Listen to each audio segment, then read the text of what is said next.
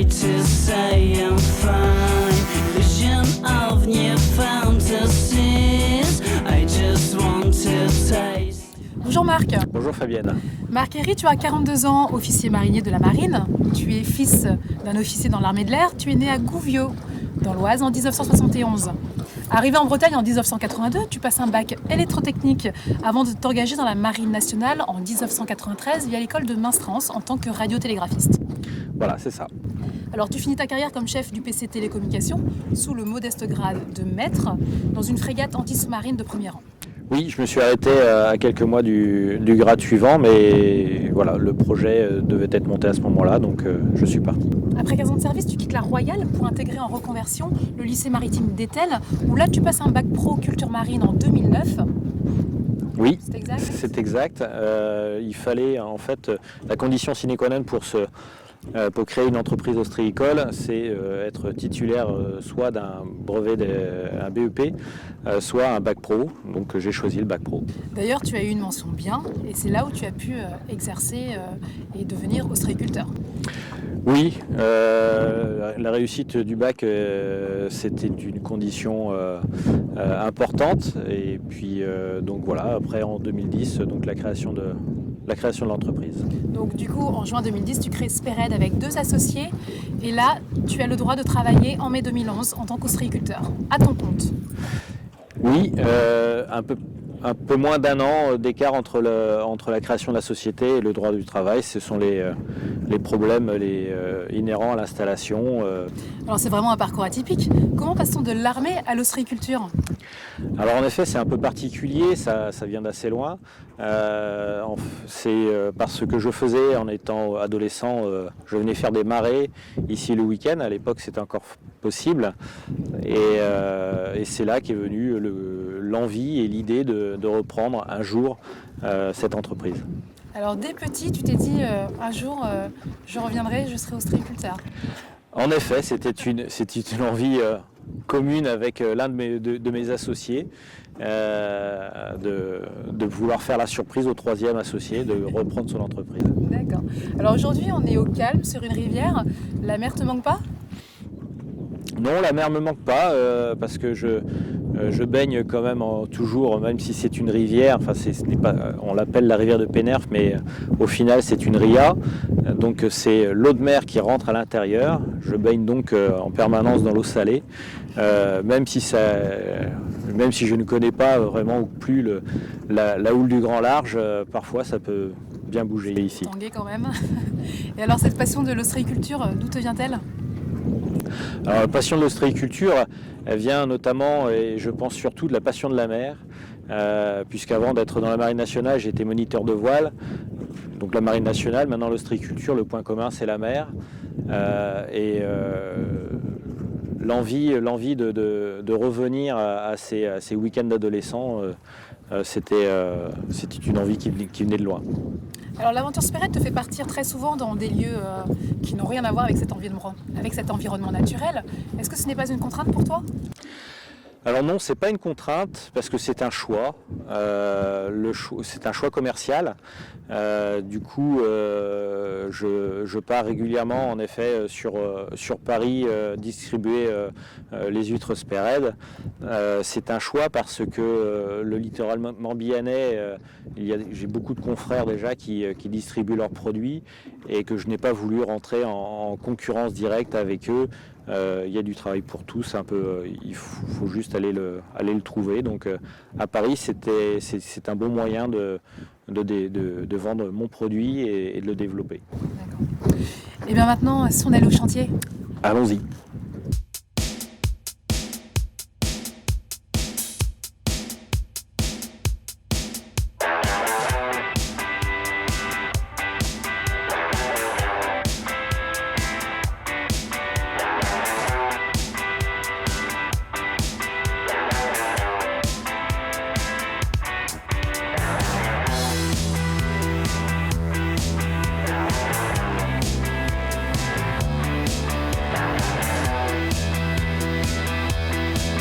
Donc du coup, au retour du parc, on se retrouve de nouveau avec les poches qu'on a levées.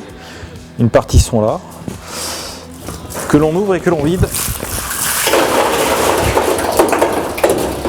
directement dans le conteneur.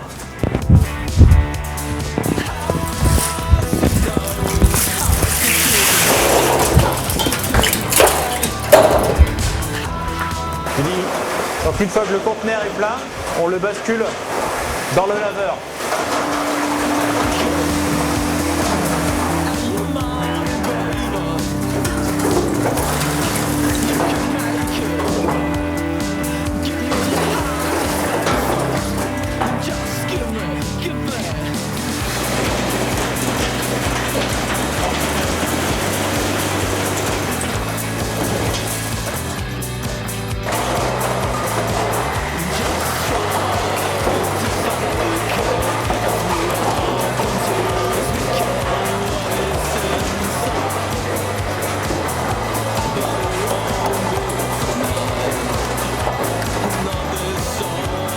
Donc la particularité du chantier Spered, c'est le tri manuel. Donc on ne fait pas appel aux machines, tout est fait à la main. Chaque huître est sous-pesée pour être triée, suivant son poids et donc du coup suivant le calibre.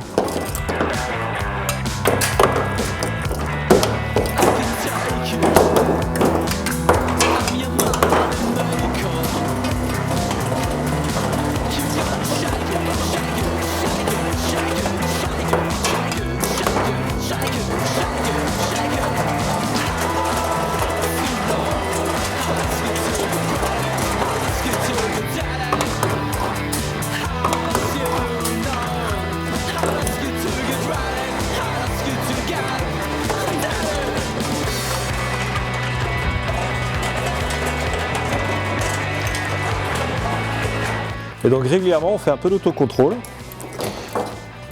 surtout sur l'heure de midi. Ça sert un peu d'apéro.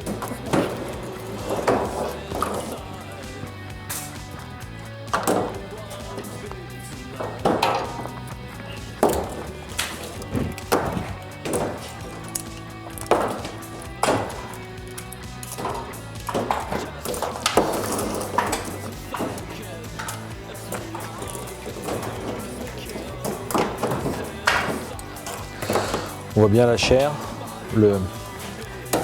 qui est un peu grasse, qui va donc apporter du croquant. Et puis le pied, essentiel au goût de l'huître de Pénerf et à la Spered.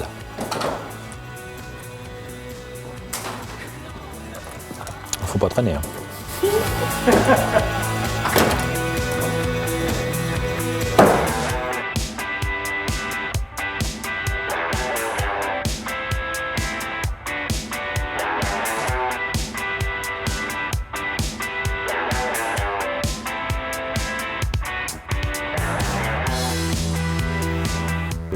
Bassin de purification. Donc les huîtres sont ici stockées pendant une période minimum qui va au moins de 24 heures.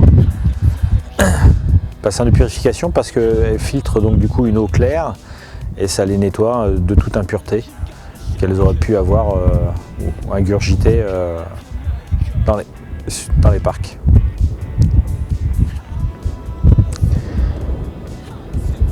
Et les huîtres que vous voyez sont prêtes à être expédiées vers la Charente.